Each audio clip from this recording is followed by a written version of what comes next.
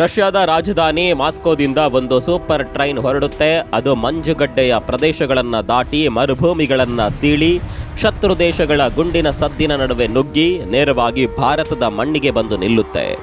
ಕೇಳಲು ಇದು ಯಾವುದೋ ಸಿನಿಮಾ ಕಥೆಯಂತೆ ಕಾಣಿಸಬಹುದು, ಆದರೆ ಇದು ಸಿನಿಮಾ ಅಲ್ವೇ ಅಲ್ಲ. ಇದು ಇಡೀ ವಿಶ್ವದ ಭೂಪಟವನ್ನೇ ಬದಲಾಯಿಸಬಲ್ಲ ರಷ್ಯಾದ ಅತಿ ದೊಡ್ಡ ರಣತಂತ್ರ. ಹೌದು, ಅಮೆರಿಕ ಮತ್ತು ಬ್ರಿಟನ್ ದೇಶಗಳಿಗೆ ಈಗಲೇ ಬೆವರೋದಕ್ಕೆ ಶುರುವಾಗಿದೆ. ಯಾಕೊತ್ತಾ? ರಷ್ಯಾ ಇತಿಹಾಸದಲ್ಲೇ ಕಾಣದಂತಹ ಅತ್ಯಂತ ಧೈರ್ಯಶಾಲಿ ಹೆಜ್ಜೆಯೊಂದನ್ನು ಇಟ್ಟಿದೆ. ಉಗ್ರರ ಅಖಾಡಗಳು, ಯುದ್ಧ ಪೀಡಿತ ಗಡಿಗಳ ನಡುವೆಯೇ ಭಾರತಕ್ಕೆ ನೇರ ರೈಲು ಸಂಪರ್ಕ ಕಲ್ಪಿಸಲು ರಷ್ಯಾ ಮುಂದಾಗಿದೆ. ಮಾಸ್ಕೋ ಮತ್ತು ಭಾರತವನ್ನ ಒಂದು ರೈಲು ಹಳಿಯ ಮೂಲಕ ಜೋಡಿಸೋದಕ್ಕೆ ರಷ್ಯಾ ಒಂದು ಬೃಹತ್ ಯೋಜನೆಯ ಪ್ರಸ್ತಾಪವನ್ನ ಜಗತ್ತಿನ ಮುಂದೆ ಇಟ್ಟಿದೆ. ಇದು ಯಾವುದೋ ರಷ್ಯಾದ ಸಾಮಾನ್ಯ ಪತ್ರಕರ್ತ ಹೇಳಿದ ಮಾತಲ್ಲ ಸ್ನೇಹಿತರೆ.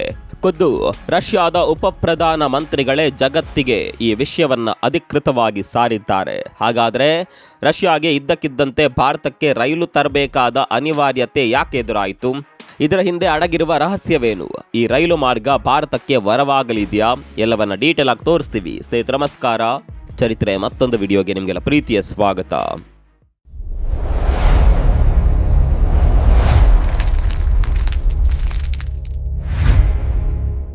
ಸ್ನೇಹಿತರೆ, ಮೊದಲು ನಾವು ಭೂಪಟವನ್ನ ಸರಿಯಾಗಿ ಅರ್ಥ ಮಾಡ್ಕೊಳ್ಬೇಕು. ಇವತ್ತು ಜಾಗತಿಕ ವ್ಯಾಪಾರದ ರಕ್ತನಾಳ ಎಲ್ಲಿದೆ ಗೊತ್ತಾ? ಅದುವೇ ನಮ್ಮ ಹಿಂದೂ ಮಹಾಸಾಗರ. ಇಡೀ ಪ್ರಪಂಚದ 40-50% ಜಾಗತಿಕ ವ್ಯಾಪಾರ ಕೇವಲ ಈ ಒಂದೇ ಒಂದು ಮಹಾಸಾಗರದಲ್ಲಿ ನಡೆಯುತ್ತದೆ. ಇನ್ನು ಜಗತ್ತಿನ ಒಟ್ಟು ತೈಲ ವ್ಯಾಪಾರದ 70%ಕ್ಕಿಂತ ಹೆಚ್ಚು ಭಾಗ ಹಿಂದೂ ಮಹಾಸಾಗರವಿಲ್ಲದೆ ನಡೆಯೋದಕ್ಕೆ ಸಾಧ್ಯವೇ ಇಲ್ಲ. ಆದರೆ ಇಲ್ಲಿ ರಷ್ಯಾ ಎಲ್ಲಿದೆ ನೋಡಿ? ಭೂಮಿಯ ನಕ್ಷೆಯ ತುತ್ತ ತುದಿಯಲ್ಲಿ ಅತ್ಯಂತ ಪ್ರಚಂಡ ಗಾತ್ರದ ದೇಶವಾಗಿ ರಷ್ಯಾ ಕುಳಿತಿದೆ. ಆದರೆ ರಷ್ಯಾ ಎಷ್ಟೇ ದೊಡ್ಡ ದೇಶವಾಗಿದ್ದರೂ ಹಿಂದೂ ಮಹಾಸಾಗರಕ್ಕೆ ಅದಕ್ಕೆ ನೇರವಾದ ಯಾವುದೇ ಪ್ರವೇಶ ಇಲ್ಲ. ರಷ್ಯನ್ನರ ದಶಕಗಳ, ಬಹುಶಃ ಶತಮಾನಗಳ ಹಳೆಯ ಹತಾಶ ಕನಸು ಏನಪ್ಪಾ ಅಂದ್ರೆ ಹೇಗಾದರೂ ಮಾಡಿ ಹಿಂದೂ ಮಹಾಸಾಗರದ ಬೆಚ್ಚಗಿನ ನೀರನ್ನ ತಲುಪೋದು. ಸ್ನೇಹಿತರೆ, ನಮಗೆ ಆಶ್ಚರ್ಯವಾಗಬಹುದು. 1980ರಲ್ಲಿ ಪ್ರಕಟವಾದ the great game in Asia ಎಂಬ ಪ್ರಸಿದ್ಧ ಲೇಖನದಲ್ಲಿ ಒಂದು ಮೈ ನವಿರೇಳಿಸುವ ಸಾಲು ಬರೆಯಲಾಗಿತ್ತು. ರಷ್ಯನ್ನರು ಮೊದಲಿನಿಂದಲೂ ಒಂದು ವಿಷಯವನ್ನ ಬಲವಾಗಿ ನಂಬಿದ್ದರು. ಹಿಂದೂ ಮಹಾಸಾಗರವನ್ನ ತಲುಪೋದು ರಷ್ಯಾದ ಹಿಸ್ಟೋರಿಕ್ ಡೆಸ್ಟಿನಿ. ಆದರೆ ಆ ಇತಿಹಾಸದ ಹಾದಿಯಲ್ಲಿ ಅವರಿಗೆ ಅಡ್ಡಗೋಡೆಯಾಗಿ ನಿಂತಿದ್ದು ಬ್ರಿಟನ್ ಸಾಮ್ರಾಜ್ಯ. ಬ್ರಿಟನ್ ಪ್ರತಿಯೊಂದು ಹಂತದಲ್ಲೂ ರಷ್ಯಾವನ್ನ ಅಫ್ಘಾನಿಸ್ತಾನದಲ್ಲಿ ತಡೆದು ನಿಲ್ಲಿಸಿತು. ಇರಾನ್ ಜೊತೆ ಯಾವುದೇ ಒಪ್ಪಂದ ಮಾಡಿಕೊಳ್ಳದಂತೆ ರಷ್ಯಾವನ್ನ ನಿರ್ಬಂಧಿಸಿತು. ರಷ್ಯಾ ಎಂಬ ಬೃಹತ್ ಆನೆಯನ್ನ ಉತ್ತರದ ಹಿಮದಲ್ಲೇ ಕಟ್ಟಿ ಹಾಕೋದು ವೆಸ್ಟರ್ನ್ ದೇಶಗಳ ತಂತ್ರವಾಗಿತ್ತು. ಆದರೆ ಇವತ್ತು ಕಾಲ ಬದಲಾಗಿದೆ. ಪುಟಿನ್ ಸುಮ್ಮನೆ ಕೂರುವ ಜಾಯಮಾನದವರಲ್ಲ. ಈಗ ಹಳೆಯ ಗ್ರೇಟ್ ಗೇಮ್ ಮತ್ತೊಮ್ಮೆ ಜೀವ ಪಡೆದುಕೊಂಡಿದೆ. ಈಗ ನಿಮ್ಮ ಮನಸ್ಸಿನಲ್ಲಿ ಒಂದು ಪ್ರಶ್ನೆ ಬರಬಹುದು, ರಷ್ಯಾಗೆ ಸಮುದ್ರ ಮಾರ್ಗಗಳಿವೆಯಲ್ಲ, ಆ ಮೂಲಕ ವ್ಯಾಪಾರ ಮಾಡಬಹುದಲ್ಲ ಅಂತ. ಆದರೆ ಇಲ್ಲೇ ಇರೋದು ಜಾಗತಿಕ ರಾಜಕೀಯದ ಅತಿ ದೊಡ್ಡ ಟ್ವಿಸ್ಟ್. ಇವತ್ತು ಹಿಂದೂ ಮಹಾಸಾಗರದಿಂದ ರಷ್ಯಾ ತಲುಪೋದಕ್ಕೆ ಇರುವ ಕಡಲ ಮಾರ್ಗಗಳು ಎಷ್ಟು ಅಪಾಯಕಾರಿಯಾಗಿವೆ ಎಂದು ಯೋಚನೆ ಮಾಡಿ. ಮೊದಲೇದಾಗಿ ಹಡಗುಗಳು ಕೆಂಪು ಸಮುದ್ರದ ಬಾಬ್ ಎಲ್ ಮಂದೇಬ್ ಜಲಸಂಧಿಯ ಮೂಲಕ ಹಾದು ಹೋಗಬೇಕು. ಇವತ್ತು ಅಲ್ಲಿ ಯಮನ್ನ ಹೌತಿ ಬಂಡುಕೋರರು ಕಾರ್ಗೋ ಹಡಗುಗಳ ಮೇಲೆ ನಿರಂತರವಾಗಿ ಕ್ಷಿಪಣಿ ಮತ್ತು ಡ್ರೋನ್ ದಾಳಿ ಮಾಡ್ತಾ ಇದ್ದಾರೆ. ಹಾಗಾಗಿ ಈ ಮಾರ್ಗ ಅತ್ಯಂತ ಅಸುರಕ್ಷಿತವಾಗಿದೆ. ಇನ್ನು ಎರಡನೇ ದಾರಿ ಅಂದ್ರೆ ಸುದೀರ್ಘವಾದ ಜಲಮಾರ್ಗ. ಅಂದ್ರೆ ಮಲಕ್ಕಾ ಜಲಸಂಧಿ ದಾಟಿ ದಕ್ಷಿಣ ಸಮುದ್ರ ಚೀನಾ ಮೂಲಕ ಹೋಗಿ ಜಗತ್ತಿನ ತುತ್ತ ತುದಿಯ ಬೇರಿಂಗ್ ಜಲಸಂಧಿ ದಾಟಿ ಮಾಸ್ಕೋ ತಲುಪಬೇಕು. ಇದು ಎಷ್ಟು ದೂರದ ಹಾದಿ ಗೊತ್ತಾ? ಅಲ್ಲದೆ ರಷ್ಯಾದ ಅತಿ ದೊಡ್ಡ ತಲೆನೋವು ಏನಪ್ಪಾ ಅಂದ್ರೆ ರಷ್ಯಾದ 80-90% ಜನಸಂಖ್ಯೆ ಮತ್ತು ಪ್ರಮುಖ ಕೈಗಾರಿಕೆಗಳು ಇರೋದು ಪಶ್ಚಿಮ ರಷ್ಯಾದಲ್ಲಿ. ಅಂದರೆ ಮಾಸ್ಕೋ ಮತ್ತು ಸೇಂಟ್ ಪೀಟರ್ಸ್ ಬರ್ಗ್ನ ಸುತ್ತಮುತ್ತ ಮಾತ್ರ. ಪೂರ್ವದ ವ್ಲಾಡಿವೋಸ್ಟಾಕ್ ಭಾಗದಲ್ಲಿ ಜನಸಂಖ್ಯೆ ತುಂಬಾನೇ ಕಡಿಮೆ. ಹಾಗಾಗಿ ಅಷ್ಟು ದೂರದಿಂದ ಸರಕು ಸಾಗಣೆ ಮಾಡೋದು ರಷ್ಯಾಗೆ ಆರ್ಥಿಕವಾಗಿ ಭಾರಿ ಹೊರೆಯಾಗುತ್ತೆ. ಸ್ನೇಹಿತರೆ, 1979ರ ಅಮೆರಿಕಾದ ಗುಪ್ತಚರ ಸಂಸ್ಥೆ CIA ರಹಸ್ಯ ವರದಿಯೊಂದನ್ನ ಮಾಡಿತ್ತು. ಅದರಲ್ಲಿ ರಷ್ಯಾ ಐತಿಹಾಸಿಕವಾಗಿ ಪರ್ಷಿಯನ್ ಕೊಲ್ಲಿಗೆ ನೇರ ಪ್ರವೇಶವನ್ನ ಬಯಸ್ತಾ ಇದೆ. ಇದರಿಂದ ಅವರಿಗೆ ಹಿಂದೂ ಮಹಾಸಾಗರ ತಲುಪಲು ಸುಲಭವಾಗುತ್ತೆ ಅಂತ ಬರೆದಿದ್ರು. ದಶಕಗಳಿಂದ ರಷ್ಯಾ ಕಾಣ್ತಾ ಇದ್ದ ಈ ರಹಸ್ಯ ಕನಸಿಗೆ ಈಗ ರೆಕ್ಕೆ ಪುಕ್ಕ ಬಂದಿದೆ. ಯಾಕಂದ್ರೆ ಇವತ್ತಿನ ಜಾಗತಿಕ ಬಿಕ್ಕಟ್ಟುಗಳು ಮತ್ತು ಕಡಲ ಮಾರ್ಗಗಳ ಅಸ್ಥಿರತೆಯು ಭೂಮಾರ್ಗದ ಮೂಲಕ ವ್ಯಾಪಾರ ಮಾಡಲು ರಷ್ಯಾವನ್ನ ತಳ್ಳುತ್ತಿದೆ. ಅದಕ್ಕಾಗಿಯೇ ರಷ್ಯಾದ ಉಪಪ್ರಧಾನಿ ನೇರ ರೈಲು ಮಾರ್ಗದ ಅನಿವಾರ್ಯತೆಯನ್ನ ಬಲವಾಗಿ ಪ್ರತಿಪಾದಿಸ್ತಾ ಇದ್ದಾರೆ. ಹಾಗಾದರೆ ಈ ರೈಲು ಮಾರ್ಗ ಹೇಗೆ ಹಾದು ಹೋಗುತ್ತದೆ? ರಷ್ಯಾ ಹಾಕೊಂಡಿರುವ ನಿಜವಾದ ಪ್ಲಾನ್ ಏನು? ಬನ್ನಿ ನಕ್ಷೆಯನ್ನ ಸೂಕ್ಷ್ಮವಾಗಿ ಗಮನಿಸೋಣ.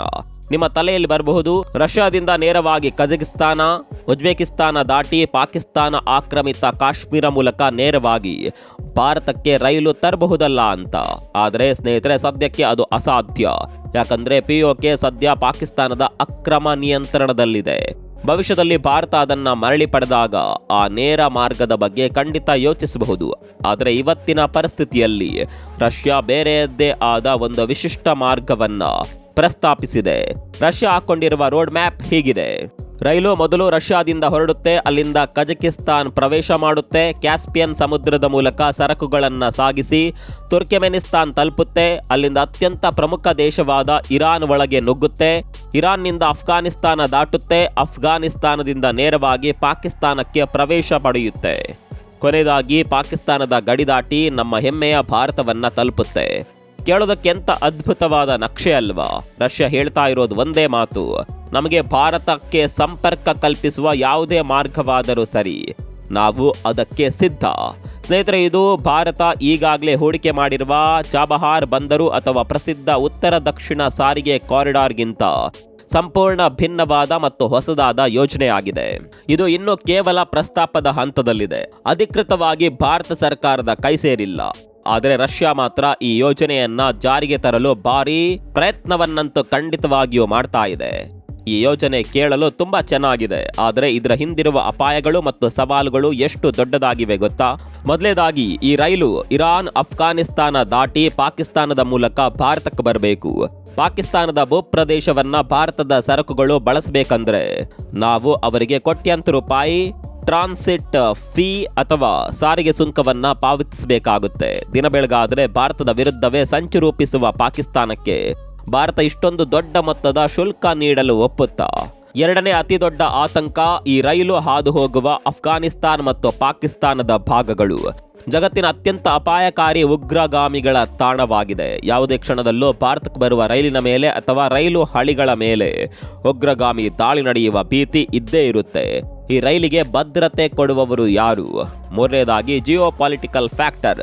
ಈ ಯೋಜನೆ ಜಾರಿಗೆ ಬಂದ್ರೆ ಬ್ರಿಟನ್ ಮತ್ತು ಅಮೆರಿಕ ಸುಮ್ಮನೆ ಕೂರುತ್ತಾರಾ? ಖಂಡಿತ ಇಲ್ಲ. ಶತಮಾನಗಳ ಹಿಂದೆ ತಾವು ಗೆದ್ದಿದ್ದ ಗ್ರೇಟ್ ಗೇಮ್ ಅನ್ನ ರಷ್ಯಾ ಇವತ್ತು 2026ರಲ್ಲಿ ಗೆಲ್ಲೋದನ್ನ ಅವರು ಯಾವುದೇ ಬೆಲೆ ತೆತ್ತಾದರೂ ತಡೆಯಲು ಪ್ರಯತ್ನಿಸ್ತಾರೆ. ಭಾರತದ ಮೇಲೆ ಒತ್ತಡ ಹೇರಲು ಮುಂದಾಗ್ತಾರೆ.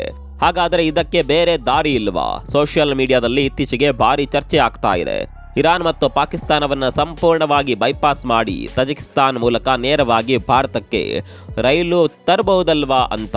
ಆದರೆ ಸ್ನೇಹಿತರೆ, ಆ ಭಾಗದ ಬೆಟ್ಟ ಗುಡ್ಡಗಳ ಭೀಕರ ಭೌಗೋಳಿಕ ಪರಿಸ್ಥಿತಿ ಮತ್ತು POK ಹಿಮಚ್ಛಾದಿತ ಪರ್ವತಗಳ ಕಾರಣಗಳಿಂದಾಗಿ ಇದು ಸದ್ಯಕ್ಕೆ ಅತ್ಯಂತ ಕಠಿಣವಾದ ಕೆಲಸ. ಹಾಗಾದರೆ ಮುಂದೇನಾಗಬಹುದು? ಇದೇ ವರ್ಷ ಜಗತ್ತಿನ ಅತಿ ದೊಡ್ಡ ಒಕ್ಕೂಟವಾದ ಬ್ರಿಕ್ಸ್ ಶೃಂಗಸಭೆ ಭಾರತದಲ್ಲಿ ನಡೆಯಲಿದೆ. ರಷ್ಯಾದ ಅಧ್ಯಕ್ಷ ವ್ಲಾಡಿಮಿರ್ ಪುಟಿನ್ ಮತ್ತು ಚೀನಾ ಅಧ್ಯಕ್ಷ ಶಿ ಜಿನ್ಪಿಂಗ್ ಭಾರತದ ಮಣ್ಣಿಗೆ ಕಾಲಿಡಲಿದ್ದಾರೆ. ಮೂಲಗಳ ಪ್ರಕಾರ ಇದೇ ಶೃಂಗಸಭೆಯಲ್ಲಿ ರಷ್ಯಾ ಅಧಿಕೃತವಾಗಿ ಈ ಮಹತ್ವಾಕಾಂಕ್ಷೆಯ ರೈಲ್ವೆ ಸಂಪರ್ಕದ ಪ್ರಸ್ತಾಪವನ್ನ ಭಾರತದ ಪ್ರಧಾನಿ ನರೇಂದ್ರ ಮೋದಿ ಅವರ ಮುಂದೆ ಇಡುವ ಸಾಧ್ಯತೆ ದಟ್ಟವಾಗಿದೆ. ಜಗತ್ತಿನ ಹಳೆಯ ಚೋಕ್ ಪಾಯಿಂಟ್ಗಳಲ್ಲಿ ಸಮಸ್ಯೆಗಳು ಹೆಚ್ಚಾಗ್ತಾ ಇರೋದ್ರಿಂದ ಇವತ್ತು ವಿಶ್ವದ ಎಲ್ಲ ದೊಡ್ಡ ದೇಶಗಳು ಕಡಲ ಮಾರ್ಗ ಬಿಟ್ಟು ಸುರಕ್ಷಿತ ಭೂಮಾರ್ಗಗಳು, ರಸ್ತೆಗಳು ಮತ್ತು ರೈಲ್ವೆ ಯೋಜನೆಗಳ ಕಡೆಗೆ ಮುಖ ಮಾಡುತ್ತಿದ್ದಾವೆ. ರಷ್ಯಾ ಖಂಡಿತವಾಗಿಯೂ ಭವಿಷ್ಯದಲ್ಲಿ ಈ ಯೋಜನೆಗಾಗಿ ಭಾರತದ ಮೇಲೆ ಭಾರಿ ಒತ್ತಡ ಮತ್ತು ಪ್ರಭಾವ ಬೀರಲಿದೆ. ಆದರೆ ಭಾರತ ತನ್ನ ರಾಷ್ಟ್ರೀಯ ಭದ್ರತೆ ಮತ್ತು ಪಾಕಿಸ್ತಾನದ ತಂಟೆಯನ್ನ ಮನಸ್ಸಿನಲ್ಲಿಟ್ಕೊಂಡು ಯಾವ ನಿರ್ಧಾರ ತೆಗೆದುಕೊಳ್ಳುತ್ತದೆ ಅನ್ನೋದೇ ಇವತ್ತಿನ $1 ಬಿಲಿಯನ್ ಪ್ರಶ್ನೆ. ಸ್ನೇಹಿತರೆ, ರಷ್ಯಾ ಮತ್ತು ಭಾರತದ ಸ್ನೇಹ ಇವತ್ತಿನದ್ದಲ್ಲ, ಅದೊಂದು ದಶಕಗಳ ಭದ್ರಕೋಟೆ. ಜಗತ್ತಿನ ಅತಿ ದೊಡ್ಡ ದೇಶ ತನ್ನ ಅಸ್ತಿತ್ವಕ್ಕಾಗಿ ಹಿಂದೂ ಮಹಾಸಾಗರಕ್ಕೆ ಹಪಹಪಿಸ್ತಾ ಇದೆ. ಆದರೆ ಭಾರತಕ್ಕೆ ತನ್ನ ಗಡಿಯ ರಕ್ಷಣೆ ಮತ್ತು ದೇಶದ ಭದ್ರತೆ ಎಲ್ಲದಕ್ಕಿಂತ ಮಿಗಿಲಾದುದು. ಶತ್ರುಗಳ ಹಾದಿಯಲ್ಲಿ ಸ್ನೇಹದ ರೈಲು ಓಡಿಸೋದು ಅಷ್ಟು ಸುಲಭವಲ್ಲ. ಭಾರತದ ಪ್ರತಿಯೊಂದು ಹೆಜ್ಜೆಯೂ ಇಡೀ ಜಗತ್ತಿನ ಇತಿಹಾಸವನ್ನ ಬರೆಯಲಿದೆ. ನಿಮಗೇನನ್ಸುತ್ತೆ ಸ್ನೇಹಿತರೆ? ಭಾರತ ಈ ಪಾಕಿಸ್ತಾನ ಮತ್ತು ಅಫ್ಘಾನಿಸ್ತಾನ ಮೂಲಕ ಹಾದು ಹೋಗುವ ರಷ್ಯಾದ ರೈಲು ಯೋಜನೆಗೆ ಒಪ್ಪಿಗೆ ನೀಡಬೇಕೇ ಅಥವಾ ಈ ಅಪಾಯಕಾರಿ ಯೋಜನೆಯಿಂದ ದೂರ ಇರೋದೇ ಭಾರತಕ್ಕೆ ಒಳ್ಳೆಯದೇ? ನಿಮ್ಮ ಅನಿಸಿಕೆಯನ್ನು ತಪ್ಪದೆ ಕಾಮೆಂಟ್ ಬಾಕ್ಸ್ನಲ್ಲಿ ತಿಳಿಸಿ. ಮತ್ತೊಂದು ವಿಡಿಯೋದಲ್ಲಿ ಸಿಗೋಣ. ಅಲ್ಲಿವರೆಗೂ ನಮಸ್ಕಾರ.